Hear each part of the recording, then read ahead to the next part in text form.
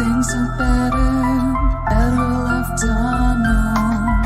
And I'll never find you here, 'cause no one's ever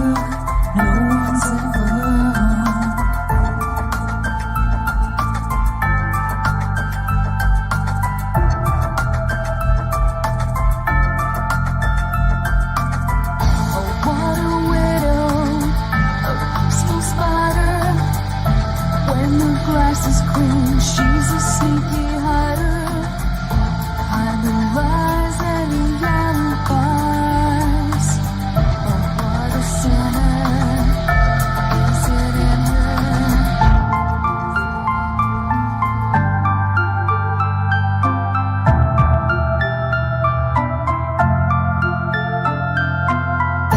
What's the truth in this riddle?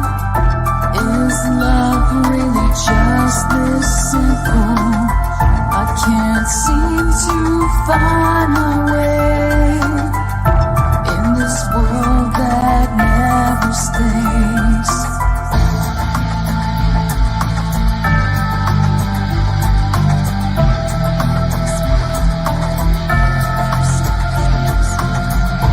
What a widow, a peaceful spider. When the glass is clean, she's a sneaky hider, hide the lies and the alibis. What a sinner, is it in her?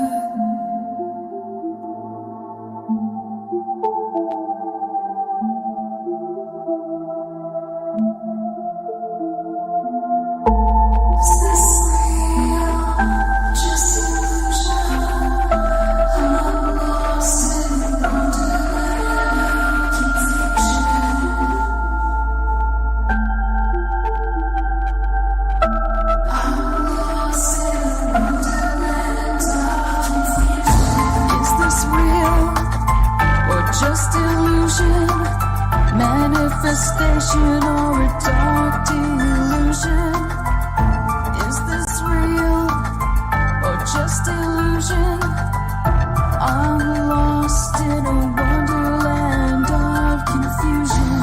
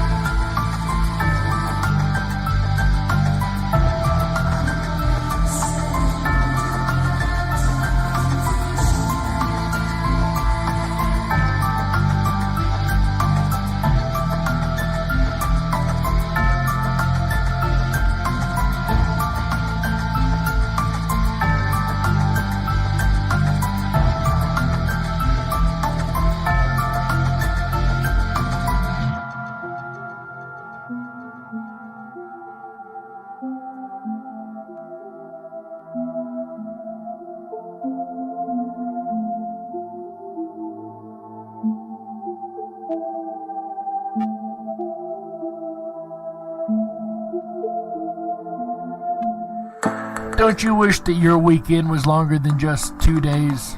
Well, if so, then you're in luck, because here on Rippin' Common Sense Radio, our weekend begins on Wednesday. Yes, you heard that right. Our weekend kicks off every Wednesday at 7 p.m. Pacific, 10/9 Central, with Darkwolf's Den, starring yours truly, Jerry the Dark Wolf. But that's where the fun has only just begun. Make sure you come back every Thursday through Sunday at 7 p.m. Pacific, 10/9 Central, for the Rippin' Rabbit Hole live show, starring AJ the Rippin' Rabbit. He dives into the archives of vocal legend Art Bell and brings those stories up to date. So make sure that you spend your extended weekends with the animals of radio, Jerry the Dark Wolf and AJ the Rippin' Rabbit, starting at 7 p.m. Pacific, 10/9 Central, every Wednesday through Sunday, right here on Rippin' Common Sense Radio. Rippin' Rabbit Hole is a community-driven radio. At times the community comments may reveal prejudices and other beliefs that we or our sponsors do not condone. Views or opinions expressed by the community, callers, or guests are those of the individual speaking and do not represent the views or opinions of this site. Rippin' Common Sense content is intended for mature audiences only. Enjoy. This is Cynthia Sue Larson with Reality Shifters and the International Mandela Effect Conference, and you're now listening to Darkwolf's Den Show on Rippin' Common Sense Radio.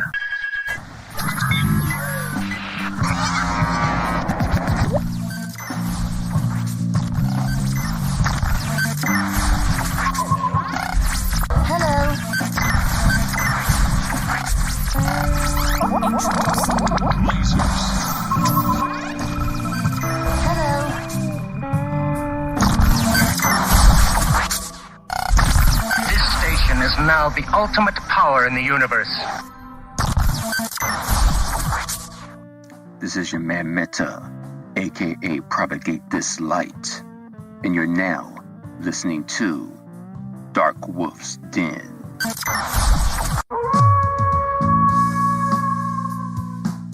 Are ghosts real? We had 1,000 hours of continuous communication with the spirit world. Does time travel actually exist? The laws of physics seem to be compatible with time machines. You know, sometimes I wonder about reincarnation. Don't you?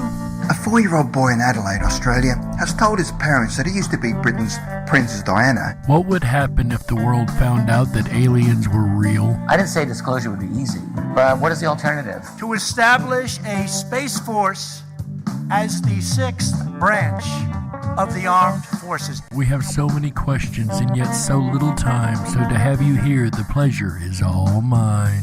Coming to you from a secret mountain cave, hidden deep within the Idaho wilderness, this is the Darkwolf's Den Show. Now, here is your host, Jerry Hicks.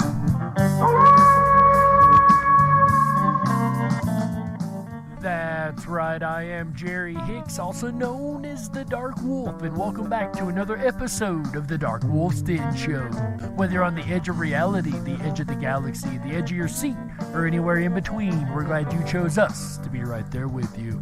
Ladies and gentlemen, tonight is October 7th, 2020, and we are kicking off Spooktober the right way. That's right, it is the first weekend in Spooktober. I hope everybody enjoyed our Immortals episode that began Spooktober this month, and we're gonna keep on keeping on. That's right, we're gonna talk about werewolves tonight, one of my favorite topics, as you guys could guess. Oh yeah, we're gonna be howling at those wolves tonight, October 7th, 2020, on the Darkwolf's Den Show, exclusively on Rippin' Common Sense Radio. But first, today in history. On this day in 1916, the most lopsided score in the history of U.S. college football occurred. That's right. Georgia Tech, coached by John Heisman himself, defeats Cumberland. Check this score out, guys. This is insane. The score was 222-0. You gotta love those trip twos, right? And ladies and gentlemen, that is today's Today in History. And an odd score indeed. Quite lopsided for sure, but odd nonetheless. And oddities is something that we do love around here. You see, werewolves is something that has intrigued me for a very, very long time. I didn't used to think that they could be real creatures. They were just, movies, pop culture, characters that we see on TV, right? You guys remember the old Wolfman movies, right? The old black and white movies, or maybe something a little more recent like Twilight.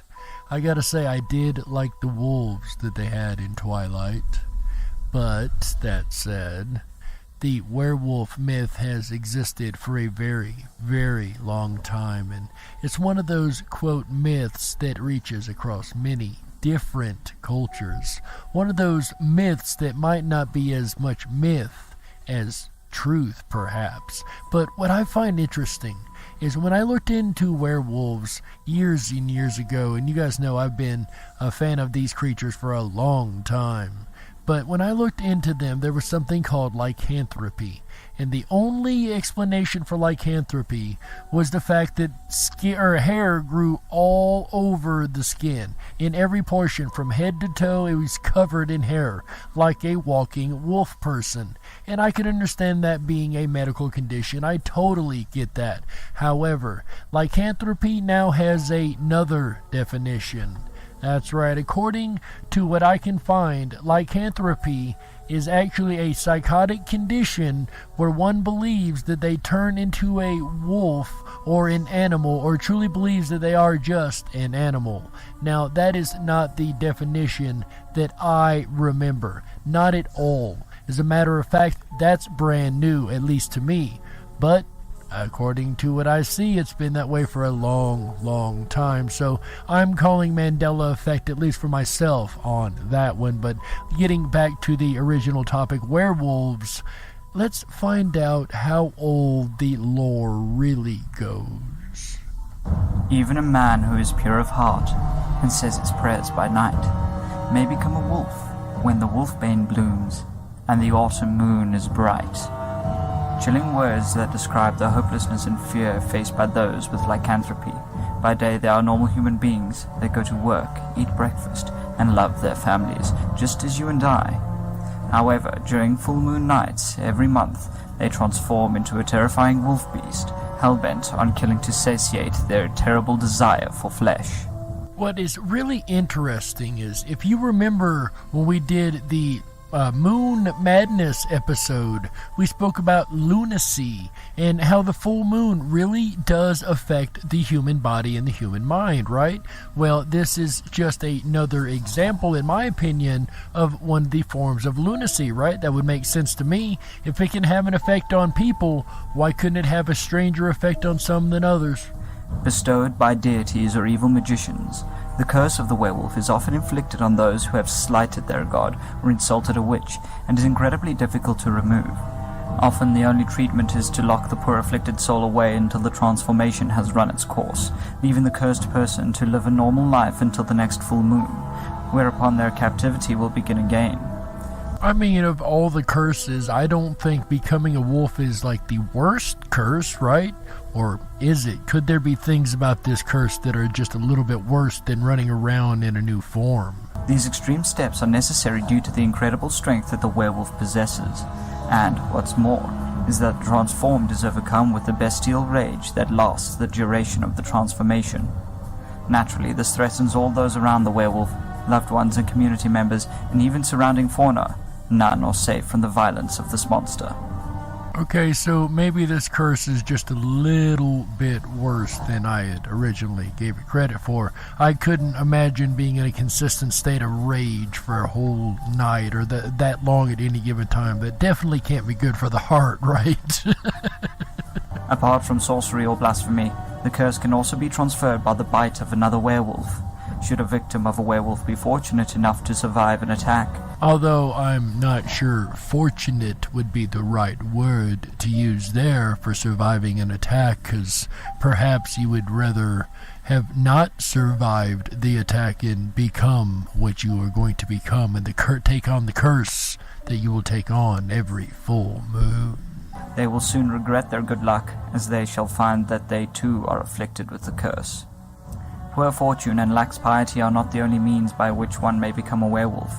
Well, so far I'm not really happy with the choices of how to become a werewolf. What other choices do you have for me, buddy? Those who carry malice in their hearts or seek power may use relics and rituals with the intent of employing this curse to mask their own evil deeds.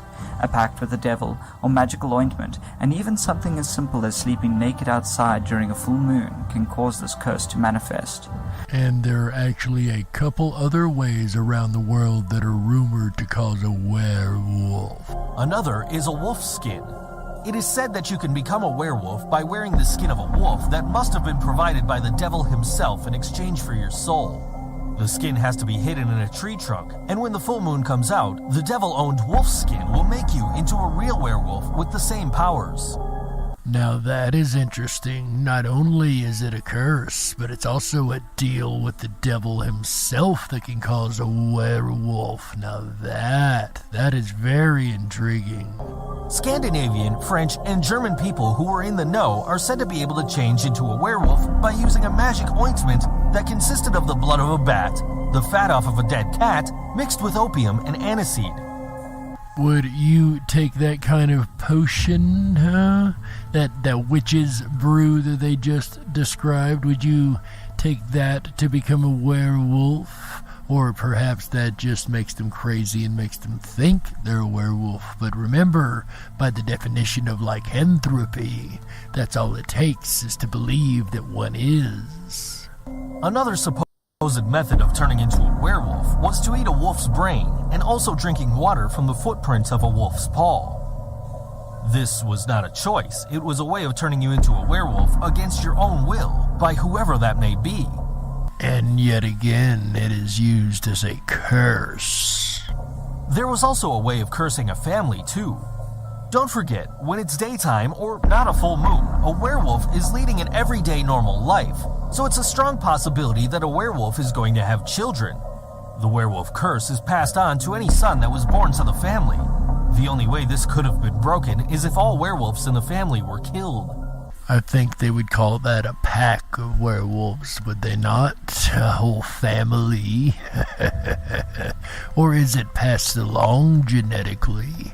Could the children of one that has lycanthropy pass it down generation to generation, perhaps? You may have heard about werewolves being killed by a silver bullet, so how do you actually kill a wolf? Or at least free the man from the curse of the werewolf?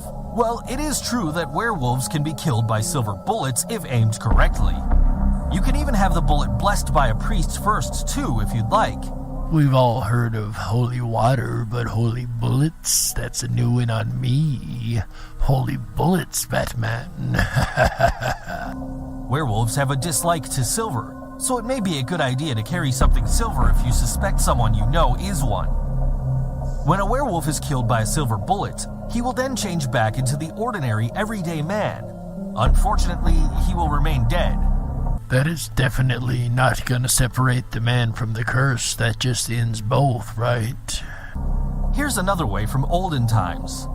Remember earlier in this video we talked about wearing a wolf's skin that was from the devil and hidden in a tree? Well, if you can find the tree and the skin and burn it, that will also be one less werewolf to deal with.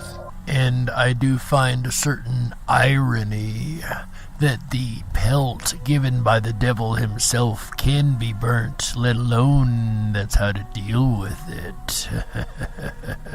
Another old way would be to call out the werewolf's real name from when he was a man. The problem with this is, when he's a werewolf, how are you going to know what his name is? I guess that would only work if you've really done your detective work and have figured out who the werewolf was, right? Just hope you're not wrong in calling out a whole list of names. Then again, if you just stood there and started yelling names, right, perhaps you'd accidentally run up on the right one. 3 drops of blood is also said to be a capable cure, but not always. Once again, you need to know who the werewolf is, as the 3 drops must come from the werewolf when he's in human mode. Werewolves come in different breeds and from different parts of the world, but they're not everywhere. And what would be the earliest tales of this particular curse in history? The early stories seem to surface from the ancient Greeks. Each breed member is said to have different strengths ranging from Omega, Beta, and Alpha, although that may not have always been the case. Let's look first at the original 4 types of werewolf breeds. These are Lakota, North American, Asian, and the strongest, biggest, and most likely to pull you apart, the European werewolf. It's also reported that it's possible that werewolves go back as far as dinosaurs. Now this is new information to me. I've never heard of them going back to the time of dinosaurs.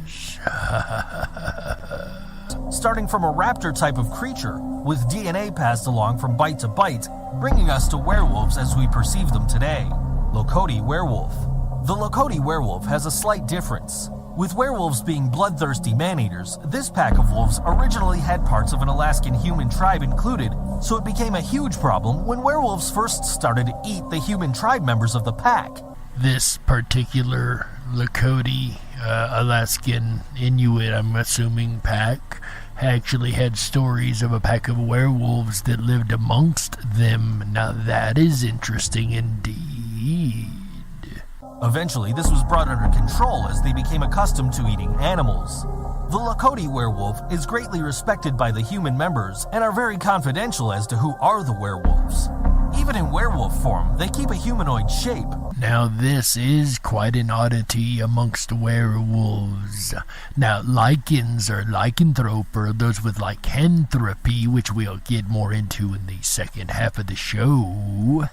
But those with that affliction, I guess you would say, don't actually turn according to the true definition. They just believe so in their minds, right? Well, maybe that's not entirely the case. Perhaps these particular werewolves kept a human form, albeit still looked wolf-like. They hunt in packs of 15, no more, no less. If one dies, then one of the human ex-tribe members of the pack becomes a fully fledged werewolf. Their eyes glow too, with no two pack members sharing exactly the same color. Now that's interesting, because we always think of these creatures of the night, these werewolves and vampires and all these dark, horrible creatures. We think of them having red eyes, yet these different pack members have different colors, and none of which are the same. On transformation, the fingers and toenails become thick and sharp like claws, and their teeth become like a wild dog's. The animals they hunt are black and grizzly bears, with the odd moose thrown in for dessert. They're also quick to heal if they're wounded by silver-based objects. Regeneration, that's yet another scary aspect of a lot of these creatures of the night, is the fact that they can regenerate when they're injured. This specifically says when they're injured by silver, which is really weird because, as we know, silver usually is much deadlier to a werewolf. The North American werewolf. This werewolf has black eyeballs and have super strong hearing and tracking qualities. Upon transforming from a human, their toes go from 5 to 4, and their strength increased by times from their human form. They don't walk on all fours at all. They walk and run on their hind legs, and when the full moon comes along, they hunt mainly humans, although they roam in the country and tend to avoid towns and cities, but that's not set in stone. They have been known to have been around the countryside for around 1,000 years, although they don't expand quickly as if they have to become the same breed of werewolf. Then this can only happen by a bite and saliva, and due to them eating humans, not too many survive the ordeal. And we all know that certain tribal nations actually believe that they can transform into different animal forms, including that of a wolf. Would that not be a werewolf in its truest form? Even the skinwalkers are said to have a wolf form that they travel within. So that is intriguing that all across North America, these different indigenous tribes have different stories of the werewolves, albeit a more venerated creature there. The Asian werewolf. This werewolf is the one that will look like an actual gray wolf, only stronger, has white eyes, and shorter front legs than the back. It walks on all fours after shapeshifting the most after the full moon transformation is complete. The strength for this werewolf increases by 20%. The biggest difference with this werewolf is that when a werewolf dies, then it shapeshifts back to human form, although it remains dead. With the Asian werewolf, the initial shapeshift transformation is so severe that it will remain a werewolf if it dies. Although they may be a lot lesser in strength compared to other breeds, they make up for this by speed and tracking smell. They're the best trackers in the werewolf business. There have been sightings of this werewolf all over Asia, and not just in certain parts. This werewolf can also reproduce sexually as a human and as a werewolf with a human by biting and infecting victims with their saliva. It does intrigue me the differences between the types of wolves that are described in these stories, albeit with pretty well the same attributes. The European werewolf. Running into any werewolf is going to be an unpleasant experience, and maybe your final one. But if you run into a European werewolf, then you're going to need more than prayers and luck to survive. Out of all the werewolves, it's the biggest, strongest, and most dangerous and nastiest. This beast is hairless, and is part man, part wolf, and total beast. When they shapeshift from human to werewolf, they triple in width and double in height, making them the absolute biggest amongst the werewolf breeds. They have green eyes, and their claws can cut through metal. They live until around 300 years, and don't start slowing down until age 250. Well, that would definitely be a way to extend one's life if one can survive the entire time. They have an ongoing need to feed off human flesh, although it can still be killed with a silver bullet through the head or a silver sword through the heart. I'd say the silver bullet is the safer option. Just don't miss. And that one there is very weirdly specific on where exactly to put the silver to kill the werewolf. A European werewolf can take the strength of another werewolf and strengthen itself even more. However, they do have a weakness. And that actually reminds me a lot of the character of the Highlander from Scotland, who kills the other ones to take on their power and becomes stronger when they take over the other ones. This sounds like the same thing, taking on other werewolves and destroying them to gain their powers. Every so often, a European werewolf will enter the territory of a European vampire. And we shall be covering vampires on here very, very soon. Hopefully in the next couple of weeks, vampires will definitely be on the menu. European vampires can live up to 500 years and become stronger by savaging and killing a European werewolf. Again, this reminds me of the stories of the Highlander from Scotland and taking the abilities of one over to another. Going back to the earlier mentioned Omega, Beta, and Alpha werewolves. Even though werewolves have been around for thousands of years, the Omega, Beta, and Alpha strength levels did not exist until 1947, when the level of strength was brought in over the Grey Wolf, with the parents being the Alpha and so on. So for it to reach werewolf breed or pack individual strengths, these titles are from a more modern time, and werewolves, whether it came from books, television, or other sources, were originally unheard of in the werewolf kingdom many years ago. So the Alpha, Beta, Omega, and so on are a new addition, but we all know from watching the Animal Kingdom that there is definitely a hierarchy amongst packs of wolves. But we're going to go ahead and take a network break right here, guys, and we'll be back for the second half where we're going to discuss the actual real-life cases and case files that we found of real werewolves. So don't you go anywhere, and we'll be right back after these messages for the second half of the DarkWolf's Den Show. Don't you touch that dial.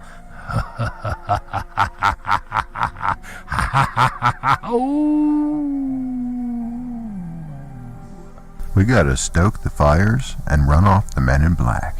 Don't touch that dial. We'll be right back.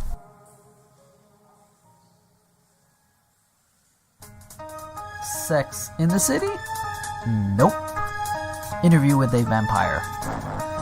Nope. If you build it, they will come? Febreze? Tweeze in the middle? Wrong again. Depends. Nope.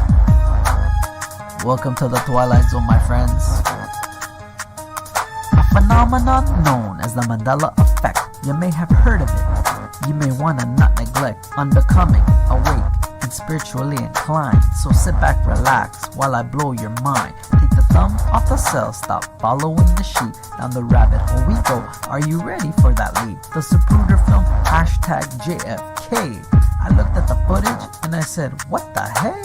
How come there are 6 people in that dang car? Stretch limo, for me, this was all too bizarre. A lost behind the driver. No way, Jose. I remember before in the car, my mind was in total disarray. Trying to make sense of what I was seeing, what I was witnessing. Didn't connect with my inner being. A second woman in the car for me was only the first lady. Do you smell what the rock is cooking? All this seemed kinda shady. Berenstein Bears. Nope. Shazam? Sinbad? Not in this reality. Good lord. An awakening. Was it all a revelation? The naysayers and skeptics call it confabulation. They say we misremembered and call us bat crazy. Did you smoke a doob? Maybe that's why it's a little bit hazy. Unless you experience it, you'll never know. But enough of that. On with this Mandela effect flow. Mandela effect in the house. What if the world happened to Ed McMahon? In this reality, Publishers Clearinghouse was not a fan. Never the spokesperson, but we remember it clear as day. McMahon holding that check while the winner yelled out, "Yay!" American Family Publishers, never heard of them until now. This Mandela effect has me raising the people's eyebrow. So many theories on what it could be. Have you ever heard of CERN and the LHC? Luke, I am your father. Nope. Sally Fields? Nope. Wrong again. That stands for the Large Hadron Collider. I thought I would mention. You know, the machine that opens up portals into different dimensions? You're probably thinking that this is all science fiction, but you gotta think outside the box and have no restrictions. Alternate realities and parallel dimensions. Okay, I get some of your apprehensions. Could this all be a spiritual evolution? Cause the human race has grown tired of this toxic pollution. Mandela effect in the house. Crazy. Some people, they just don't understand. That's just the way it is. You know? Stay strong, my friends. That's just the way it is. Dolly has no braces? Are you serious? Good lord. Joel Osteen. Oh wait, Joel Osteen. So what the heck happened to the owl? Oh my gosh. Oh, this is definitely the Twilight Zone. This is crazy. Anyhow. Oh yeah, anyhow. The best rap. The best Mandela effect rap on the internet. Juanito, 1975. Hi everyone, it's AJ, the Rippin' Rabbit. Are you enjoying tonight's look at Darkwolf's Den? WereWolves. If you've enjoyed the show up to this point, make sure to thumb up that video, hit that subscribe button, and ring that bell. You'll get our notifications every time we go live. We're here every Wednesday, Thursday, Friday, Saturday, and Sunday nights, bringing you the very best of common sense radio, the Rippin' Rabbit Hole. I'll be back again tomorrow night, Thursday, for a look at arachnophobia. Are you afraid of spiders? And if so, what does that mean and how could you take care of it? Join me tomorrow night, Thursday, October 8th, starting at 7 p.m. Pacific, 10/9 Central, as we dive through the Spooktober rabbit hole of arachnophobia.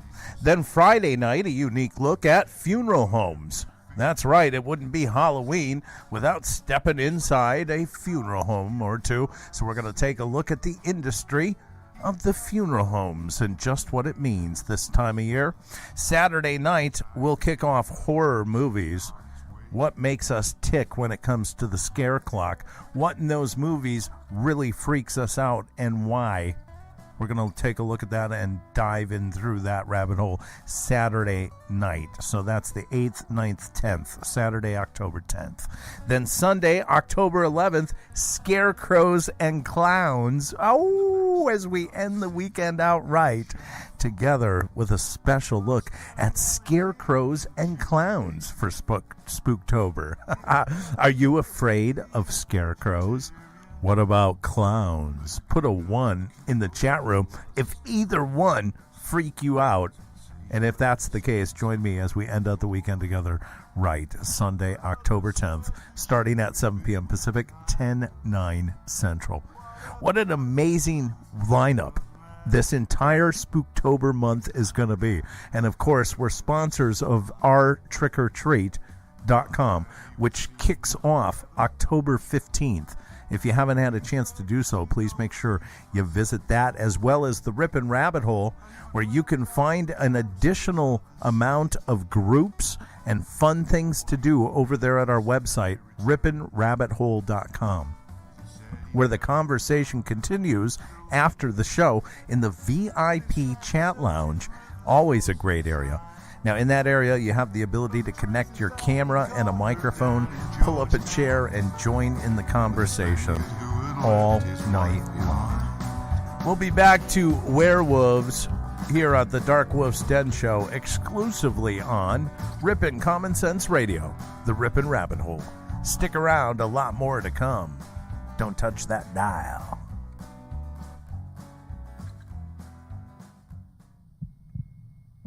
Are you ready for the ultimate Halloween experience? This year, with all the social distancing taking place, Halloween, contrary to popular belief, has not been canceled.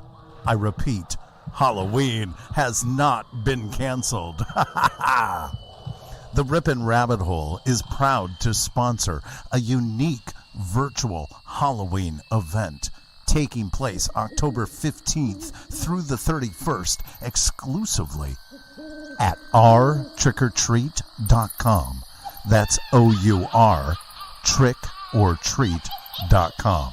Sign up and knock on virtual doors for 17 days straight to win a variety of prizes from national, state, and local sponsors.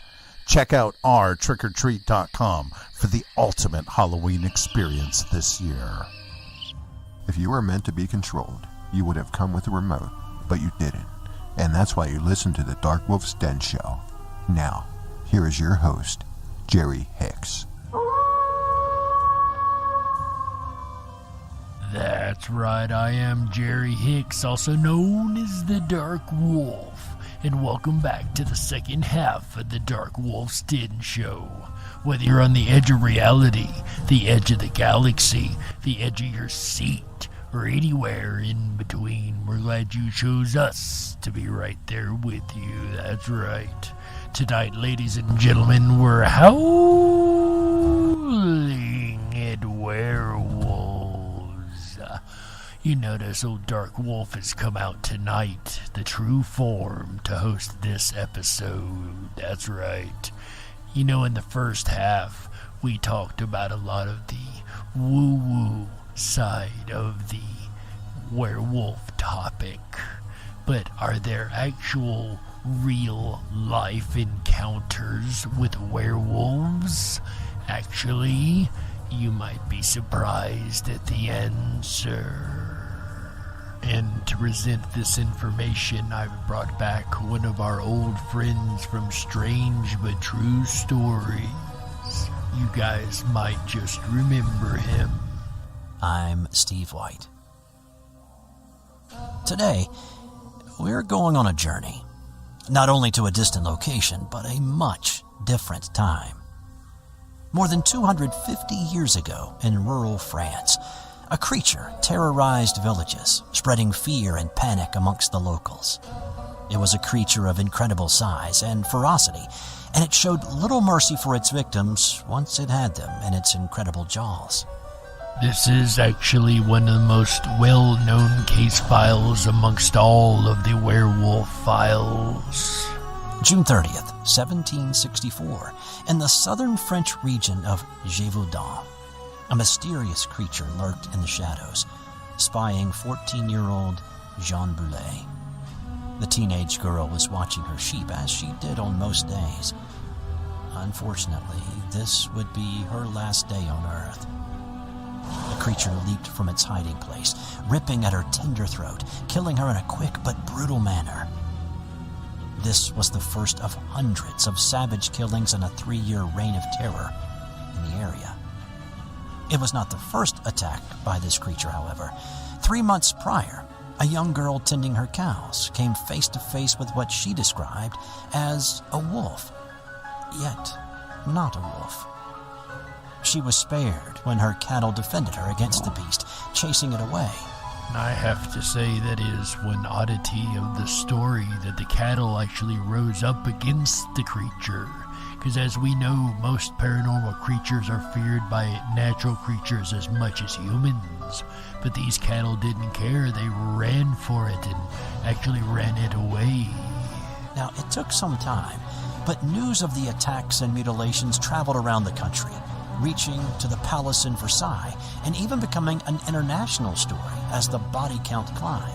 So this story was so famous it actually made international headlines. And yet, even now, 253 years after the final victim fell prey to the creature's sharp teeth and claws, we still don't know for sure what kind of creature wreaked such havoc. It's a story that reads kind of like a Brothers Grimm fairy tale, as many villagers cowered in their homes, afraid to go much farther than their front door, while a few brave souls hunted and fought with the beast. Soon there were bounties offered for the capture or its killing. Although those may scoff at this idea, this was real enough to these townsfolk to put up a bounty, dead or alive, to capture this creature. On October 8, 1764, the creature struck again, killing and partially eating a woman who walked a forest path. And as today's date is October 7th, I find this very, very fitting. Today in history, October 8th, a lady is killed by a werewolf. With the woman's partially eaten remains cooling in the woods of Gévaudan. The beast was seen in the vicinity of Château de la Baume, stalking a man tending his herd of cattle. Hunters chased the creature into the woods behind the estate and managed to flush the animal into the open. The hunters shot their muskets, and the creature fell. The hunters began to boast that they had brought down the evil being. Surely that must be the end of the story, right? They took down the werewolf. But I wonder, did they use silver? But after a few moments, La Bête du Gévaudan got back on its feet and ran off. Also known as La Bête Féroce, or Ferocious Beast, it continued to attack, targeting mostly women and children. But it would occasionally hunt lone adult men as well. The attacks grew more prevalent, and speculation began that there was more than one of these beasts. There's rarely ever only one. Zut alors. A little history to give some perspective of the time. France was just beginning its recovery from the 7 Years' War, which, unfortunately for the French, did not go so well. The French suffered losses to the English and the Prussians, which in turn led to loss of much of the French Empire globally. Also, there was a burgeoning news media at this point in France's history. These new journalists were eager for interesting news to spread around the country. More attacks and additional stories of bravery fed the journalists' quills and filled their pages. La Bête du Gévaudan was consistently described by eyewitnesses as something other than a typical wolf. It was a big animal, equal to the size of a horse. It had a snout like a calf, and its coat was long reddish-gray with a strong panther-like tail. And this does sound very much like the European werewolf. The head and legs were short-haired, and the shade of a deer. It had a black stripe on its back and talons on its feet. Drawings of the beast at the time showed the creature with wolf-like features, though. Witnesses also said it was an ambush hunter, stalking its prey and seizing it by the throat. The wounds found on the bodies were typically to the head and limbs, with the remains of 16 victims reportedly decapitated. It preferred to hunt in the evening or early morning. Other witnesses claimed the beast had supernatural abilities. It could walk on its hind feet, and its hide could repel bullets.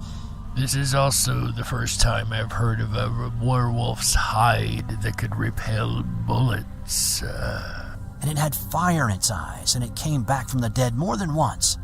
and had amazing leaping ability, one witness was quoted as saying. More and more attacks occurred in 1764, so local officials took action. Captain Jean-Baptiste Duhamel, a leader of the local infantry, and Etienne Lafont, a regional government delegate, organized the first concerted attack. At one point, the number of volunteers was nearly 30,000 men. Duhamel organized the men along military models, left poisoned bait, and even had some soldiers dressed as women in hopes of attracting the beast. In his telling of the story, Jean-Marc Morisseau wrote that a reward for killing the beast eventually equaled a year's salary for the hunters. Now that is indeed quite a bounty. Unfortunately, this effort did not produce any results, and the beast, or beasts, continued to prowl, taking victims as easily as before. But it did seem to run into trouble when attacking groups of children. On January 12, 1765, the beast attacked 10-year-old Jacques Portefeuille and 7 other boys between the ages of 8 and 12. However, Portefeuille led a counterattack with sticks, driving off the creature. Now, this story made it to the ears of Louis XV. King Louis rewarded Portefeuille with an education paid for by the king himself. A free education for showing valor while fighting off a werewolf. The children's bravery prompted King Louis XV to send royal hunters to destroy the beast, placing a large bounty on the beast's head. Newspapers as far away as Boston started printing stories of La Bête du Gévaudan, making this one of the first sensational media stories in world history.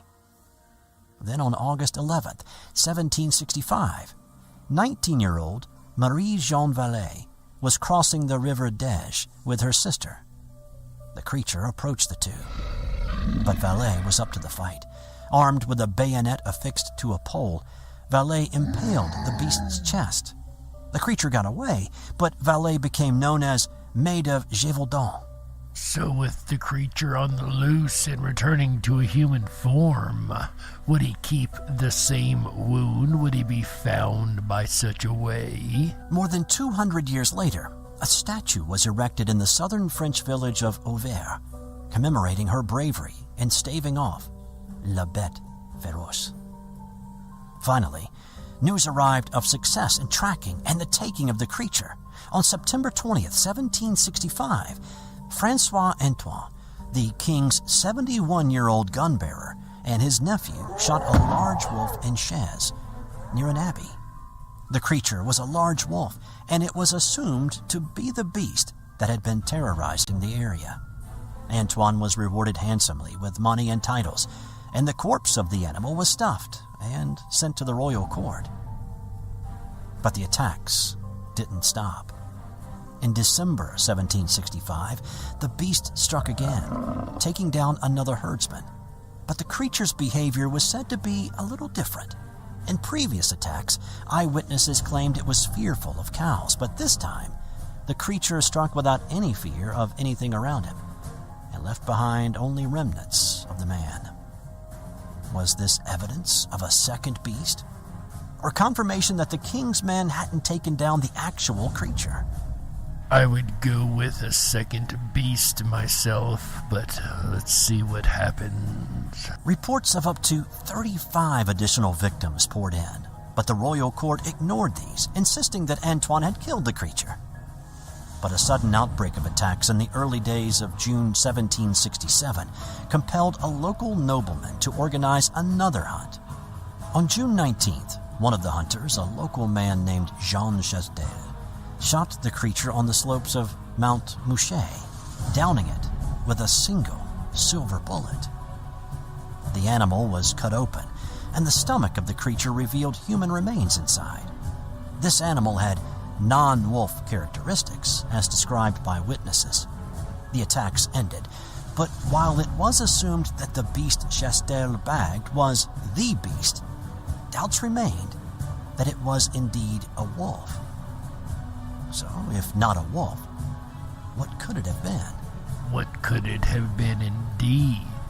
And I know a lot of you may say, yeah, that's an old story, perhaps just a tale, right? Well, actually, there's a little bit more. We spoke earlier of clinical lycanthropy and how that is a real-life thing. Now we're going to hear 5 stories of real-life clinical lycanthropy. Oh, yeah. The werewolf is one of the most iconic and terrifying of all myths and legends. And while many are safe in the belief that they are just a fantasy, there are documented cases of real-life werewolves. In fact, there is even a medical term for it, clinical lycanthropy. If it sounds hard to believe, then keep watching. On this show, hard to believe is much easier than one would think, right? Giles Garnier. Giles Garnier lived a secluded forest life in 15th century France. One day, he fell in love with a woman from the nearby village of Dole, and she joined him in his forest abode. However, Giles found his new life challenging, as he had always lived off the land and fended for himself. And it's interesting that this is yet another story out of France. Providing for his new wife was not something he was used to. It wasn't long before children began to go missing from the nearby village. Each night, a new set of parents would wake up to find their child's bed empty. And one morning, the mutilated remains of a 10-year-old boy were found in the woods. At first, the authorities believed they were dealing with some kind of ferocious animal. But then, during a combing of the forest, the search party came across a gruesome scene. A dead child. Crouching over the body was at first thought to be a wolf, but torchlight revealed it was Giles. After being arrested, Giles confessed to the killings, stating he had abducted 4 children to feed himself and his wife. He claimed that one night while hunting, he was approached by what he thought was the devil, who gave him an ointment that would allow him to transform into a wolf, and that's when the killings began. And that, interestingly enough, reminds me of the ointment-type concoction that we heard of in the first half. Whatever Giles's motivations, his crimes were all too real, and he was burned at the stake in 1873. I would assume that burning at the stake would work just as well as the silver bullet, right? Manuel Blanco Romasanta. Born in 18th century Spain, Manuel Blanco Romasanta had a very strange upbringing. He was raised a girl up until the age of 6, which is believed to have led to a number of issues with his mental health and sense of self. Manuel grew up to live a life of further misfortune. His wife died at a young age, and this prompted him to become a travelling salesman. He struggled to make a living, and when he found himself at the mercy of debt collectors, he fled to Portugal to start a new life as a guide, navigating people through the treacherous mountain passes. Although suspicion soon fell on him when several women and children he had been guiding mysteriously vanished. An investigation found that Manuel had in fact murdered 5 people, including a 12-year-old girl, in order to sell their belongings, and even more disturbingly, to sell soaps he had made of their fat. During his trial, Manuel stated he was afflicted with lycanthropy, believing he had committed the murders while in his wolf form. He was sentenced to life imprisonment, and has gone down in history as Spain's first recorded serial killer. As well as most likely its first recorded werewolf, right? Jean Grenier. During the spring of 1603, the farming villages of Gascony, France were under siege. Children were mysteriously vanishing, sometimes when they were accompanied by friends. And even in one case, a baby was snatched from his cradle and never seen again. Then one night, 13-year-old Marguerite Potier came home covered in blood. Her wounds were so savage, her family thought she'd been mauled by a wolf. After calming down, Marguerite assured them that her attacker had been a boy of around her age, who had come bounding from the forest like an animal to attack her.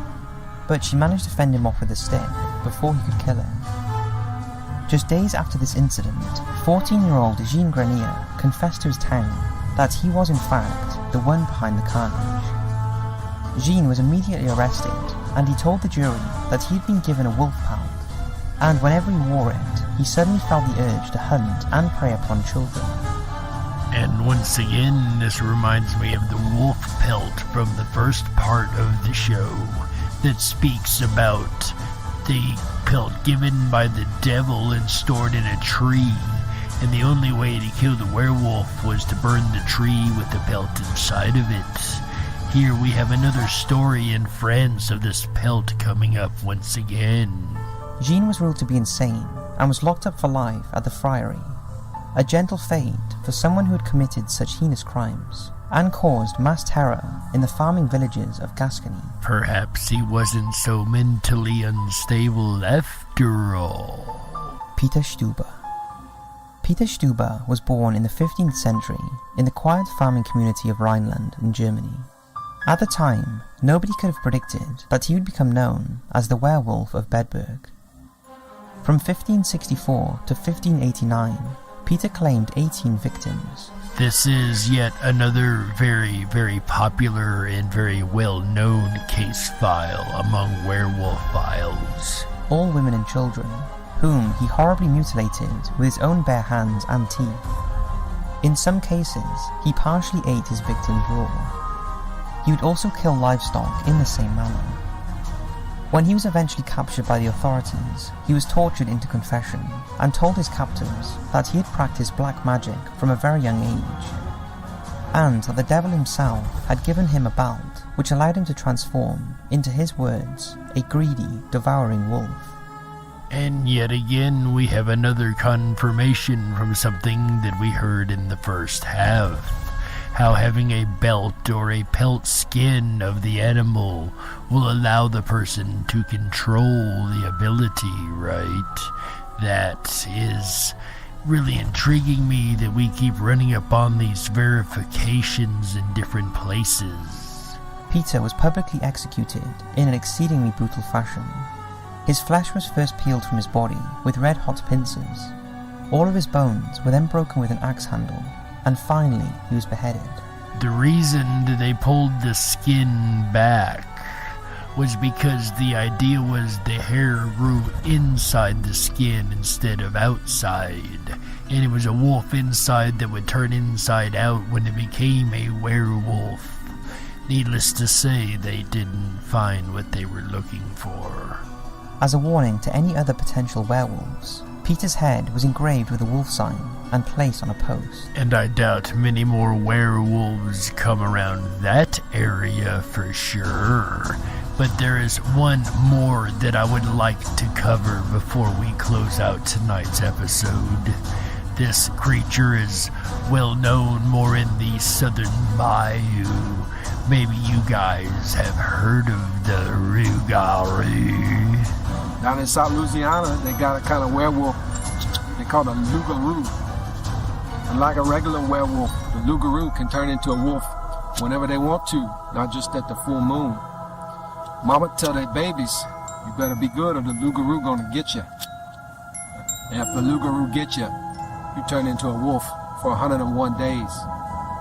And we all know that deep down in the south of Louisiana, there's a lot of paranormal goes on down there. A lot of haunted areas, a lot of voodoo and dark magic, and apparently a creature that likes to roam and hunt the night.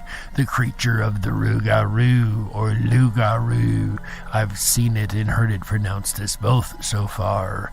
But the rougarou, as we just heard, is maybe perhaps more than just a bedtime story to scare kids and keep them from being bad.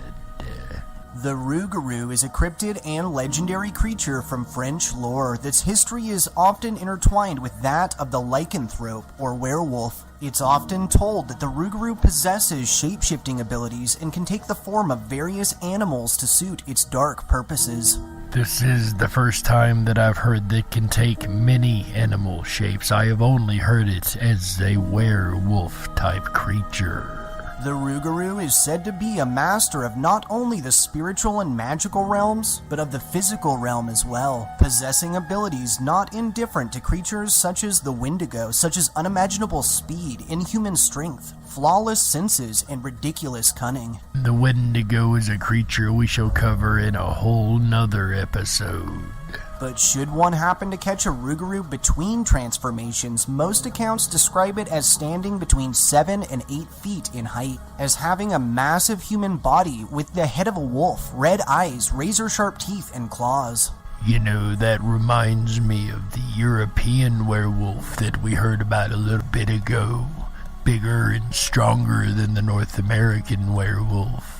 Perhaps that is where the origins of the werewolf of the bayou, the Rougarou, got its beginning.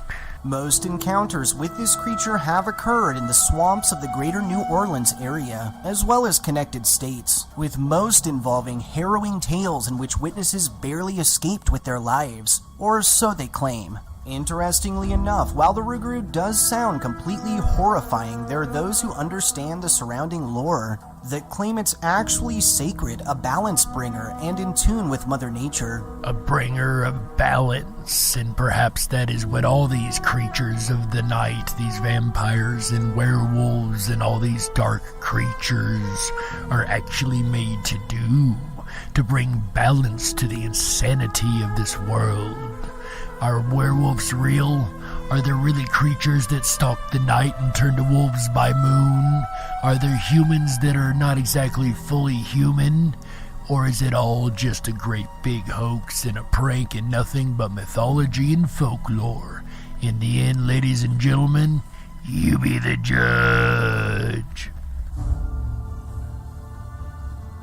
We got to close it out. That's right. That's it for this episode of the Darkwolf's Den Show for October 7th, 2020. I hope everybody's enjoyed our discussion on werewolves.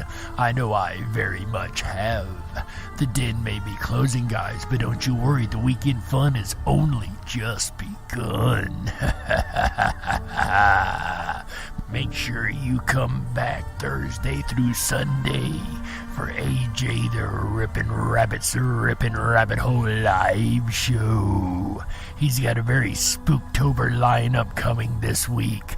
I happen to know that on Thursday night he's going to be discussing arachnophobia. Are you scared of spiders? I know I kinda don't like them myself. I used to be very scared of them.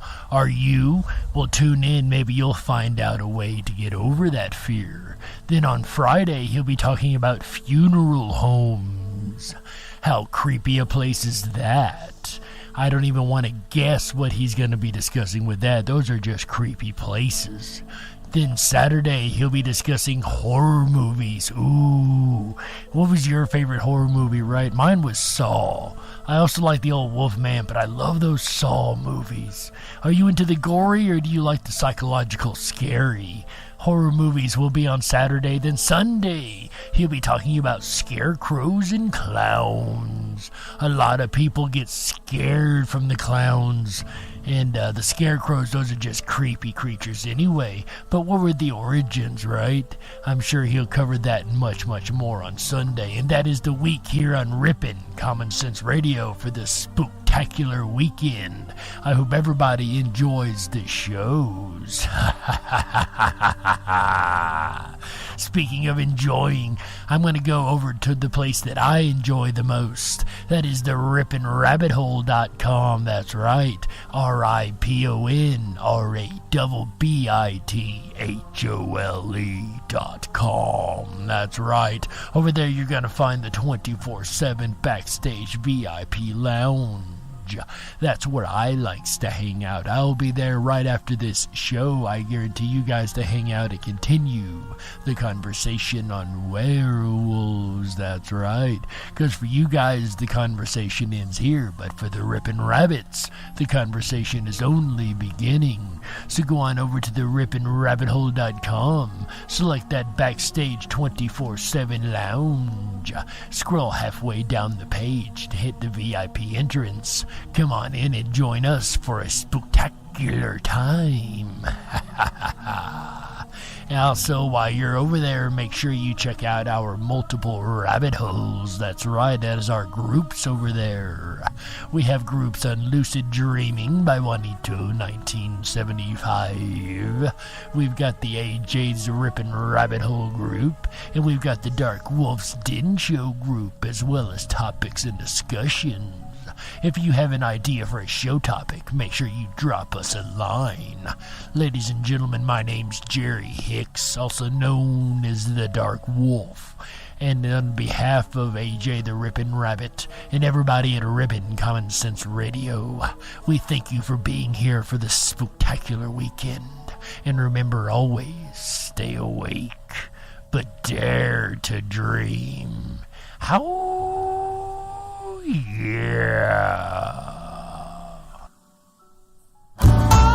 Oh yeah, and that famous howl means the weekend for you has begun. Yahoo!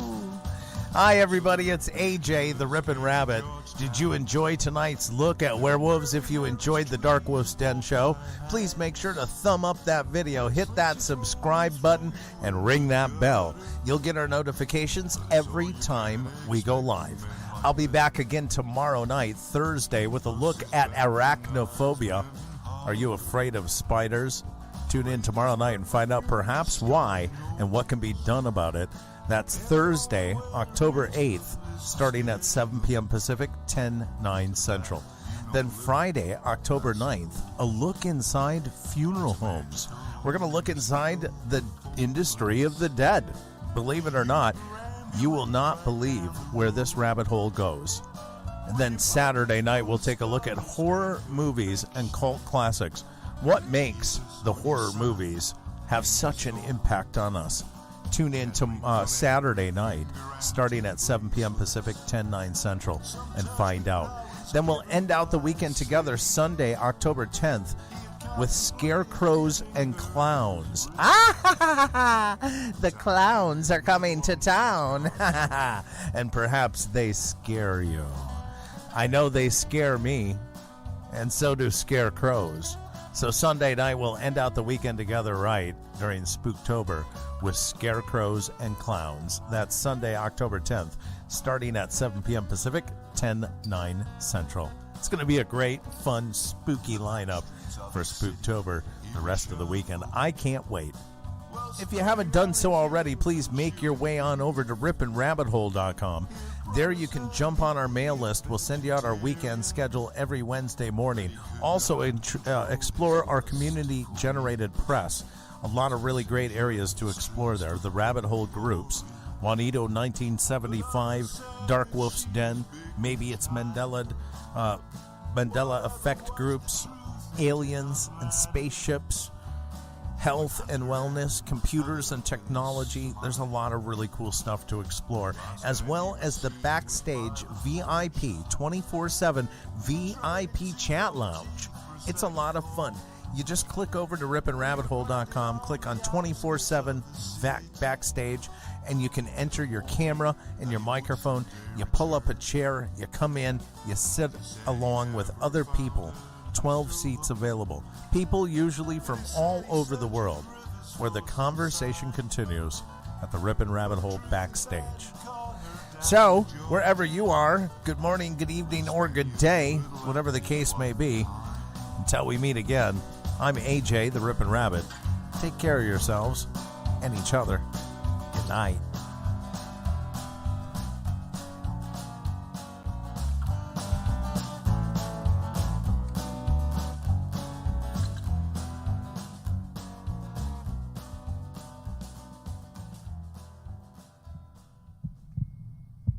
Are you ready for the ultimate Halloween experience? This year, with all the social distancing taking place, Halloween, contrary to popular belief, has not been canceled. I repeat, Halloween has not been canceled.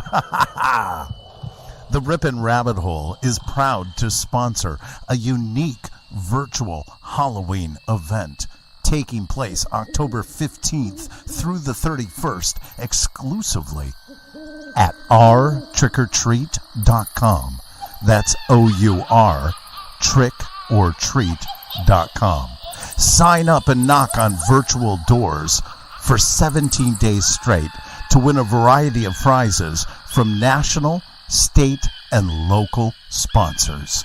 Check out ourtrickortreat.com for the ultimate Halloween experience this year.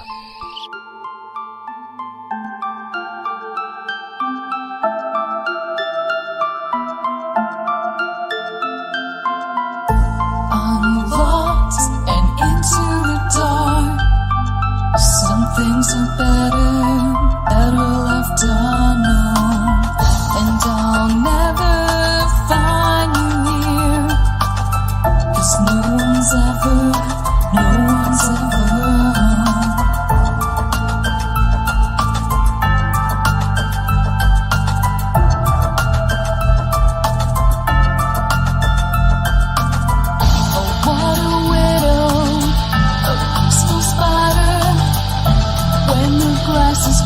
she's a sneaky hider.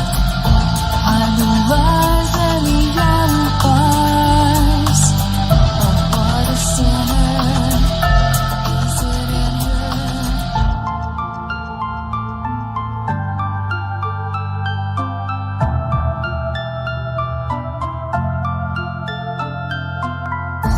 What's the truth in this riddle?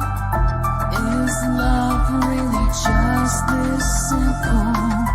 I can't seem to find my way in this world that never stays.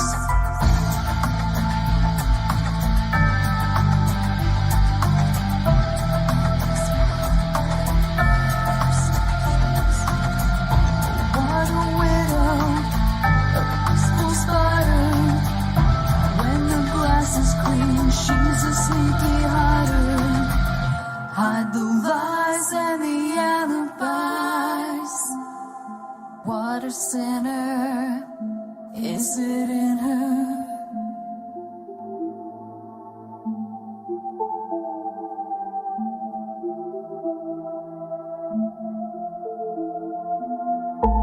Is this real?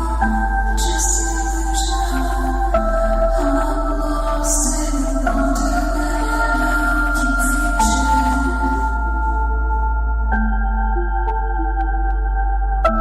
I'm lost in wonderland of confusion.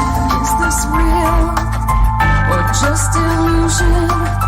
Manifestation or a dark delusion?